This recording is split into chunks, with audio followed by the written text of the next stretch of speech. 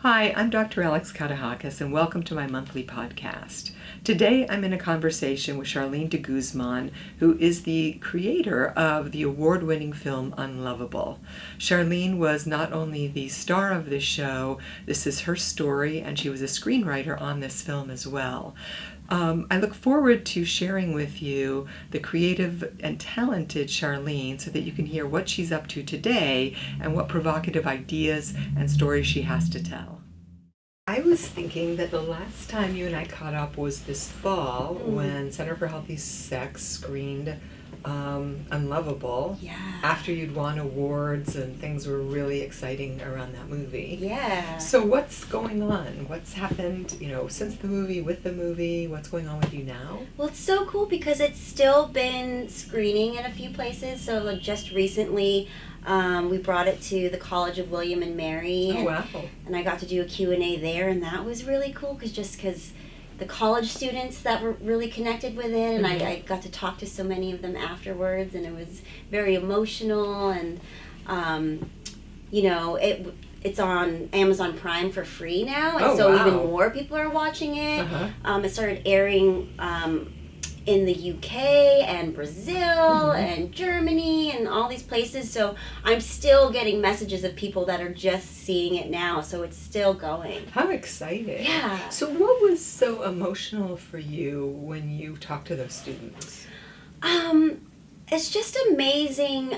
I feel like the younger generation, That's so funny for you, the younger generation. But if I have this correct, it's like as they get, the younger they go, their like consciousness is coming faster. I almost feel like. Yeah. So just even the questions that they were asking were so smart and like emotionally intelligent, and it really connected with a lot of the people on that. That felt really good. So that was moving to you. Yeah, really moving. What do you think is happening with the kind of the 20-something generation? Because everything I'm reading is talking about how we're moving more towards having solo sex, AI sex, and I mean ultimately the concern is that we're going to move towards a sexless society like Japan. But what do you, being in colleges and talking to people, what do you think is going on with sex, love, addiction, all of it? Well, I really think that everything has shaped us and encouraged us to move away from real intimacy. So it almost feels like the bottoming out before the coming back together. Oh, that's interesting. That's the positive way that I like to see it, just because I feel like when things get so far away in an extreme way, they'll start to rebuild back together. And the fact that, we see the intimacy going away, but we have people that are on healthy dating plans, are like, I want to go slow and I want to meet a person before I have sex with them. Like, it is starting to trickle in. Ah, that's interesting. So I feel like this slow consciousness is coming back. Yeah, sort of like the slow food movement. Very the slow. sex movement. Yeah, but I almost feel like hearing about a sexless society, it's like it still needs to go back to like really, really extreme, and then it'll turn around. Like maybe we're not at the turnaround We yet. may not. We may not have bottomed out yet. But that's always curious to me too, how these the interventions on these extreme problems become very analog. It's like kids that are addicted to the internet. The cure for that is taking them fishing or going on a camping trip. Right, go outside. Go outside, right. So in a way you're saying that sort of the quote cure for this problem of disconnected sex may be that people just start to date in wholesome ways again. Yeah, and like go back, like just like how, you said going fishing, like going back to like the natural things, like, human connection was meant to be, of just being with people without electronics and anything getting in the way. Right. Yeah. So is that something that, would you say that's one of the concerns that you have? Or are you thinking about sex and sexuality in different ways today? I feel like just intimacy in general. I'm always just trying to encourage that connection again between humans, because we're just so far from it. the fact that like people are even afraid to talk on the phone now. Like I love talking on the phone, and it's like people would be like, "Don't call me." Right. It's just like, I don't want to text. Can we just talk? It's like we're so far from it, and I just hope we can bring that back because we're so afraid of it, but it is what heals us and how we can grow. Yeah, you know, there was a big article in the Atlantic Monthly that I'm still thinking about. It was in January, and it was called "Why Are Young People Having So Little Sex?" Wow. And it's a powerful article, and talking about the very things that you're talking about. That one of the key phrases that kept striking me in that article was how young people are saying it's too awkward to ask someone out. It's awkward to date. Like nobody wants to feel that weird, uncomfortable feeling of liking someone. Yeah.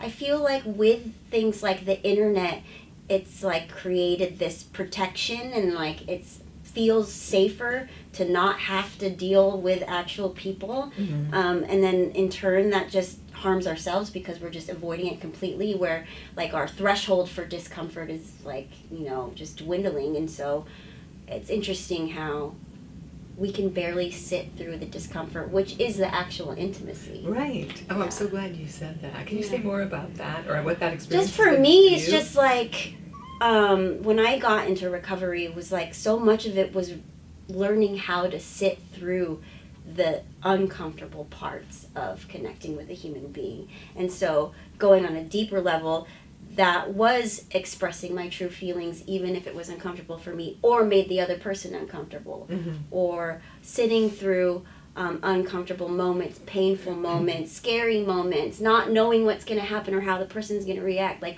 all that fear of the unknown and discomfort, like that is the intimacy. That is what heals. That is what brings us closer together.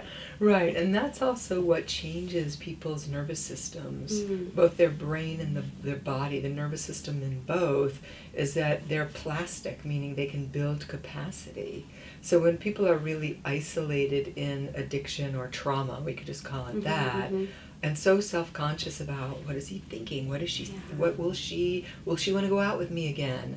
Those are the things that I think you're talking about, that the willingness to just say, God, this is so uncomfortable, I just want to run, or like crawling out of my skin. And the willingness to fail, because I've definitely heard a lot from people of like, well, I had this one bad relationship, I'll never do it again, or, you know, this happened, I'll never again. And again, it's like that thinking that we're protecting ourselves, but it's like, in order to grow, we need to keep at it, even though it does hurt sometimes, or it doesn't look the way we want it to.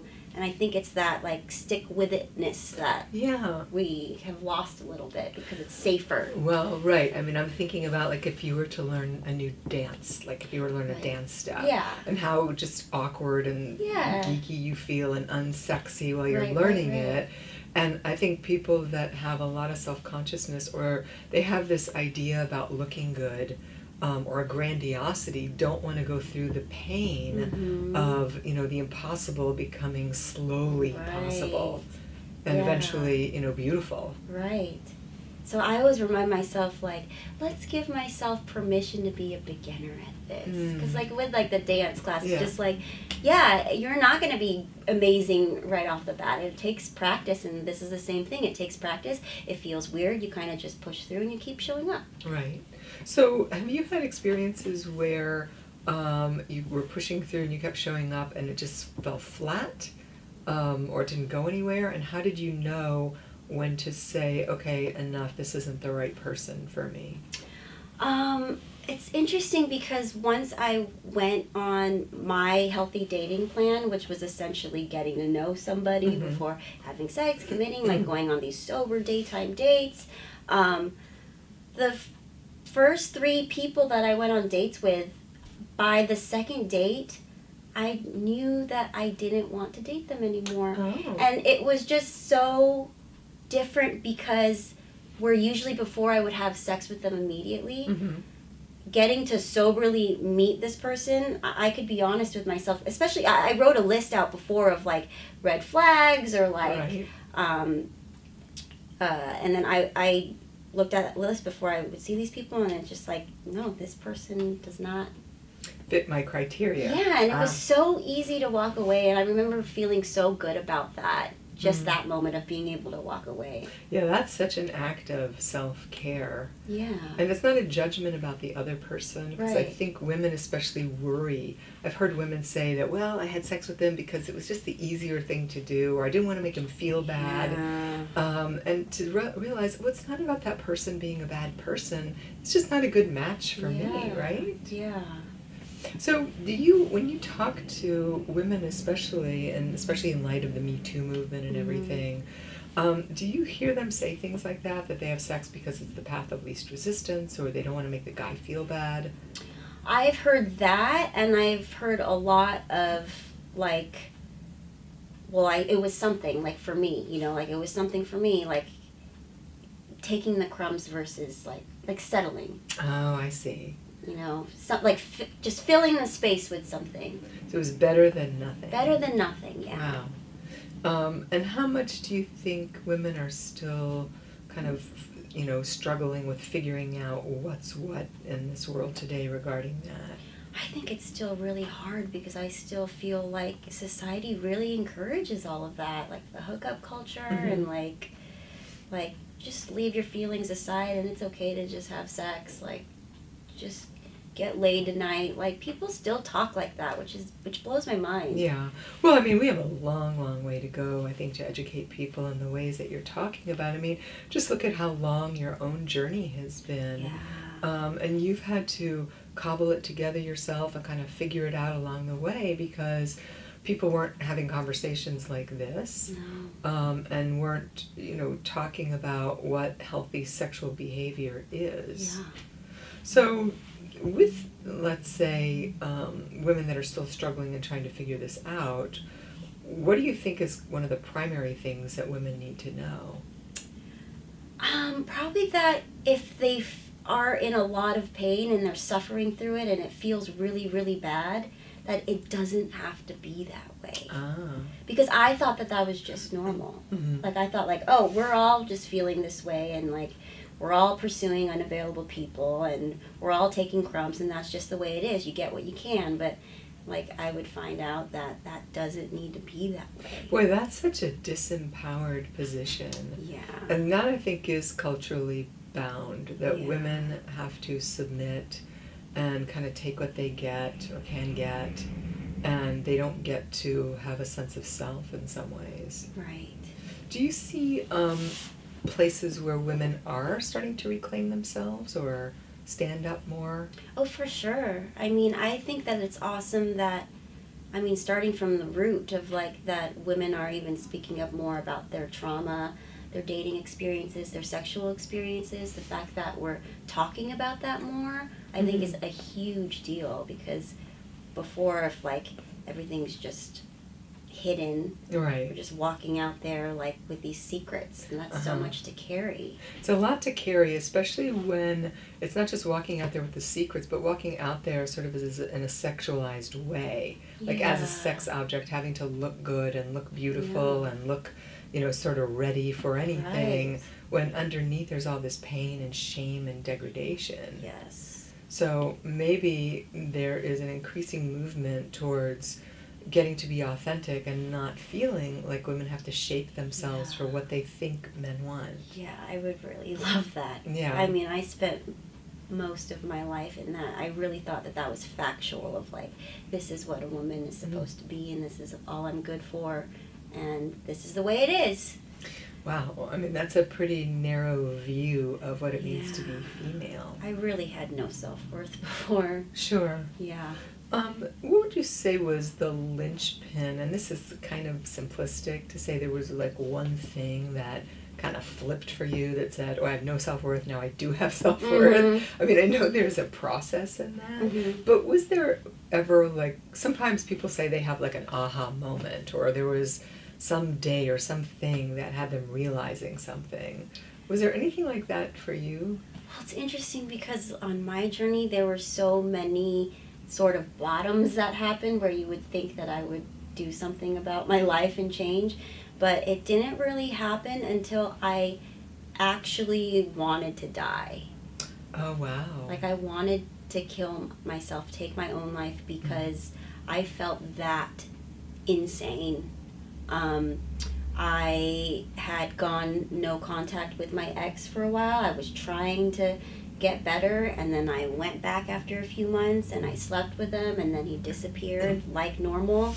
And I think to just be in that experience again, I was in disbelief of myself, and I felt really ashamed, and I actually felt like I would never be healthy, I would never be lovable, I would never be able to fix it, and I couldn't think of anything else to do.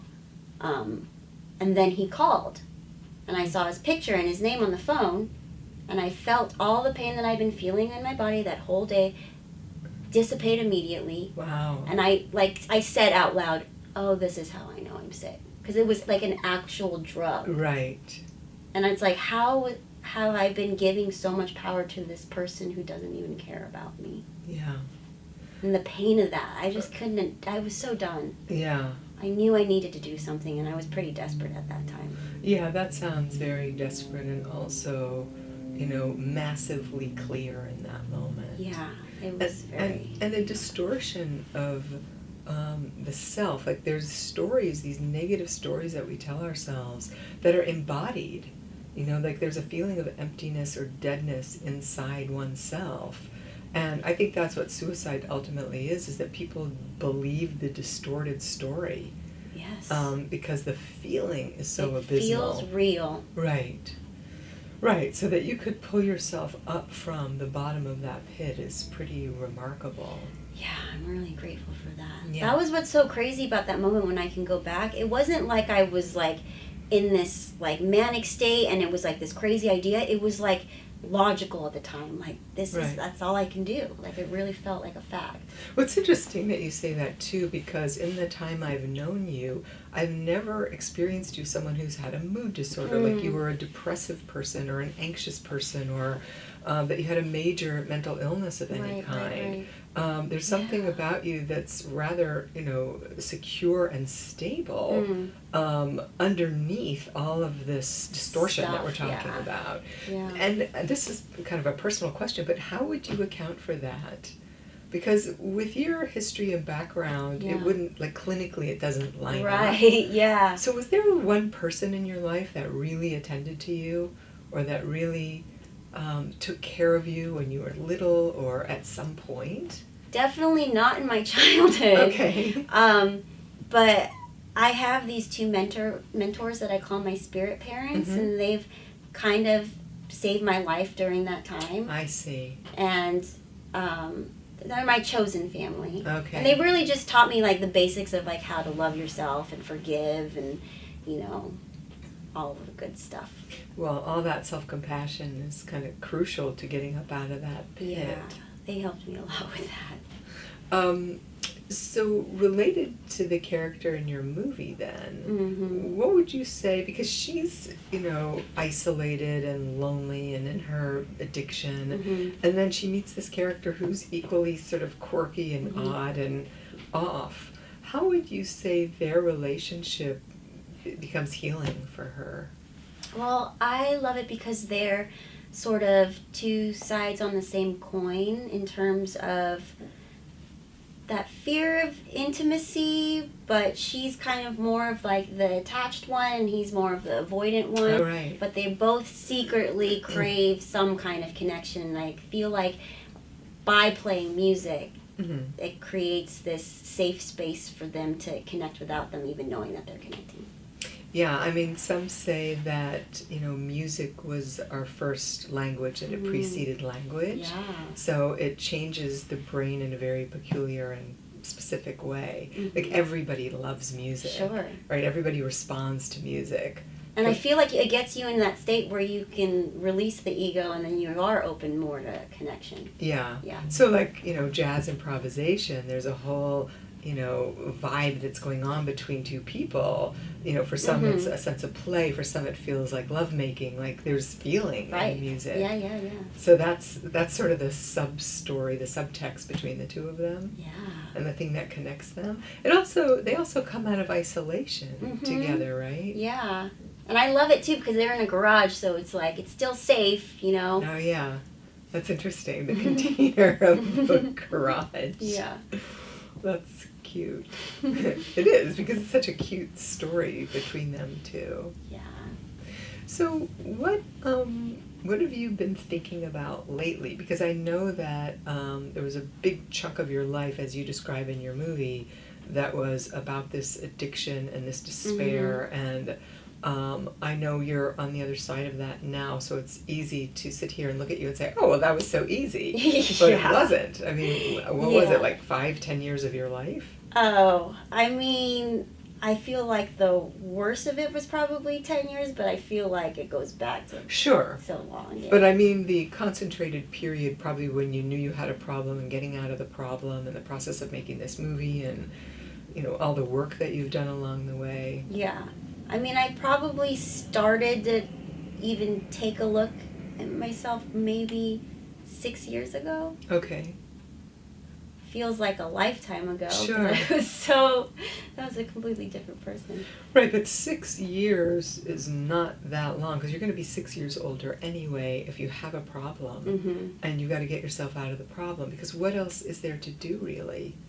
Yeah, I mean, yeah, I had no choice at that point. Right, you can be 6 years healthier, or 6 years later find yourself in the same place, which nobody wants to do. So what I was going to say is, sitting here looking at you right now, it doesn't look like you would have had any of these problems. That's a trip.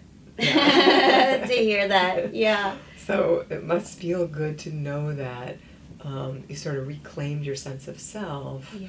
And I'm sure that doesn't mean that you just don't have any problems. Yeah. And life is just, Definitely easy. Did not mean that. Yeah, because life is challenging for sure. But what sort of things do you have your attention on now?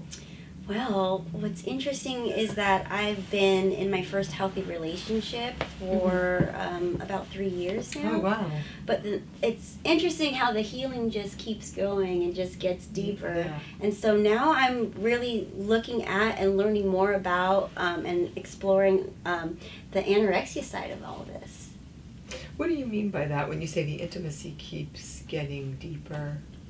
I think once you're in a healthy relationship, your partner is just going to trigger all these buttons and find more things that need healing, and all this stuff comes up, and both of you are just triggered, and you have all this stuff now collectively. Right. And so it's been interesting to see my next layer of healing seems to be this anorexia, which I've never really experienced before.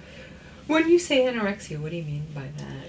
Well, before I had more of an addiction to sex and love. Now it's more of an avoidance.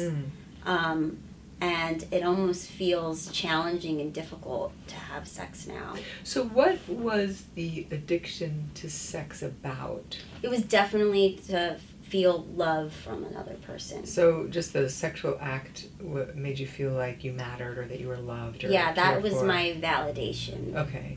And so now you're with somebody who presumably loves you. Yeah, and I validate myself. Right. So it's all like day long, weird not to know even how to use sex anymore, like use it, like it was like a tool before, and now it's just like, oh, this is supposed to be this nice thing, though. Right, so it brings up the question of, and I ask people this all the time, was what is the purpose of sex? Right. What does sex do for people in a committed relationship? I mean, why do it? If you have companionship and love and fun and play. And so do you have an answer for that, or? Well, I believe that it is to experience this higher spiritual level of intimacy, love, and pleasure that you can only receive from your partner in this clear channel of intimacy that you have. Right, so maybe it's just something as simple as just connection. Right. That it's not that complicated. Yeah. Because I think sex gets super complicated in the world we live in, because there are all these iterations of it, and porn shows like thousands of iterations of it, and you don't look like any of those people. I mean, it does start to look like Mars or something. I know, like it's crazy. Different body types and shapes and things, and so if it's none of those things and it's just about connecting with another human being, sometimes it can feel really simple and not that big of a deal. You know, there's something about it where, first of all, it's not that complicated. There are only so many positions. There are only so many ways people can have an orgasm. Right. And I think when we get in our heads about how it's supposed to look, that can have us starting to feel averse to it. Yeah. Like it's got to be an hour long, or it's got to be like super hot and you're ripping each other's clothes off. Or, like in the movies. Right, exactly. and sometimes, I've written about this before, sometimes there's just like sleepy sex or a quickie, or it's not that big of a deal. And I think when you take that pressure off yourself, you might start to find that anorexia is just not really a thing. Ooh, I like that. You know, that it's just simple. It's just the fear. Yeah. Yeah, it really is. The fear that it's got to be something, or it's going to be wrong, or it won't be that thing, as opposed to it just feels good. Or I think the fear that comes from me is like, it was in my head this thing, but now I found out it's not. So what does that mean? What is it? What is it? Yeah, now it's just the unknown, and that's completely scary. Right, but look at all the other unknowns you've, crossed into and checked out. Yeah. So I guess maybe you're saying this is the new challenge for you, is being in this unknown. Yeah. And also not making a story about whether it's good sex or not so good sex, or somebody orgasms or they don't. Yeah. If it's just about connection and pleasure and just feeling your partner deeply, like looking into their eyes, or French kissing, or just feeling your genitals next to each other or inside each other, however they work, maybe that's just enough. Yeah. I mean, even like right now, my boyfriend and I are like taking these baby steps of like, we just set some time to get into bed early, and like no expectation of what we need to do. Right. It was just like, we spend this time in bed. And so it was nice. Even last night, we were just lying in bed and we just decided to do appreciations for each other. Yeah. And it was cool to remember that, like, oh, this connection, like you were saying, like that's what matters. Right. Yeah, that kind of connection of gratitude and those feelings. So it sounds like you're on the right track. Yeah, it's just like, it's so discouraging sometimes of like, I felt like I conquered all this stuff, and there's more. There's always more. There's always more. I would say if you don't want to have any problems, you should just live alone. Exactly. Because nobody's going to tell you that you're bothering them, or you're not patient, or that you did that wrong, or you hurt their feelings. Like your cat or your plant is never going to tell you that. Right. But that's also what forces us to grow and change. Yep.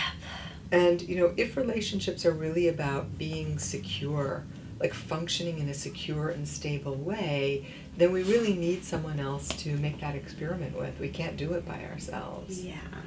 And I think also, we know, like from all sorts of medical data, that, being in a relationship is good for our health and our well-being, and men certainly live longer. So there are more pluses than minuses if it's not a destructive relationship. Right? Yeah. So what else are you up to these days? Are you writing, or are you doing anything creative or anything different? Yeah, I'm working on a book. Oh, wow. I'm working on the next movie I want to make. And Okay, so what's the book about? It's pretty much a memoir, but the format of it is these actual emails that I wrote throughout my journey in the addiction and in recovery. So it kind of tells the story that way. Oh, that's nice. Yeah, so it's really cool. I've been working on it for a really long time, putting it together. But well, everybody says, and I think it's true, it was my experience, that the first book always takes the longest. Okay, that's because you've never done it before. Right. So it really takes a long time. Yeah. And then once you get the hang of it, it just gets easier. That's why you see people write books, they start to write them really fast because you kind of already have the lay of the land. So I want to encourage you to keep going. Okay, yeah. That's been a process. Sure. And then there's a movie that I'm working on that I want to direct, so I want to start directing. I've never directed anything before. And just continuing to do the whole thing. With Unlovable, you didn't have any directorial input into that movie? I was just the writer and the actress, and then Susie Unessi directed it.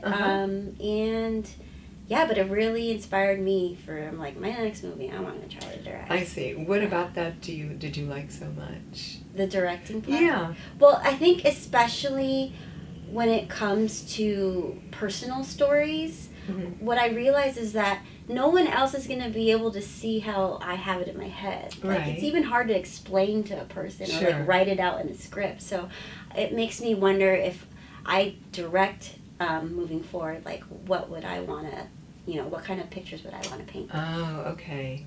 Yeah, I guess it is different. It's about having a vision and how you see a story. Yeah. Which must be different than telling a story, like when you write something. Right. Huh. And it's like, it's such an amazing process being a director and working with everybody and collaborating. Like, I've always known that I wanted to experience that at some point, and I feel like I'm ready. Yeah, I can see you doing that because of your personality. Yeah. And you have leadership qualities, and I can see that people would just probably go wherever you wanted them to go. Oh, cool. I'll remember that. No, but I mean in a creative and artistic way. Yeah. So do you have a project in mind or a story you want to tell? Yeah, I mean, I feel like all the stories I tell are going to be personal, so this one specifically is going to be about relationships and themes around relationships, and so I want to kind of pull from my relationship with my boyfriend and Right. the things that we've been through together. I think that's great because there is this notion about the happily ever after story. Yeah. Right? And that story is deeply woven into the fabric of our culture. Yeah. There are all these puritanical ropes, they're not even threads, that just sort of sit there underneath everything, Yeah. even in the face of our culture and our world changing so rapidly. Yeah. And that's one of them, the happily Yeah. ever after story. Yeah. And it's a myth in so many ways because I think, there was a time, and, my last sort of interview personality, Katherine Woodward Thomas, who wrote the book Conscious Uncoupling, in her book talks about where happily ever after came from. Apparently people, well, we know this, like in the 1500s, 1600s, died early because of plagues, and they didn't have antibiotics, and so when people got married, they would say, and may they live happily ever after, because there was a chance they could die, and their kids died at 16. I mean, people just didn't live long.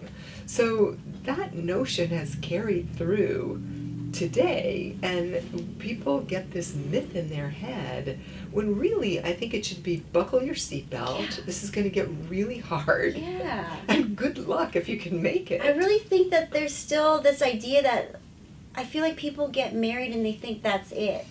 Yes, right. Like, we did it, we're done, and it's like, it's actually work to Right. be in a relationship. It's work, and it's just getting started. And it's a constant renegotiation and a process if you stay conscious throughout it.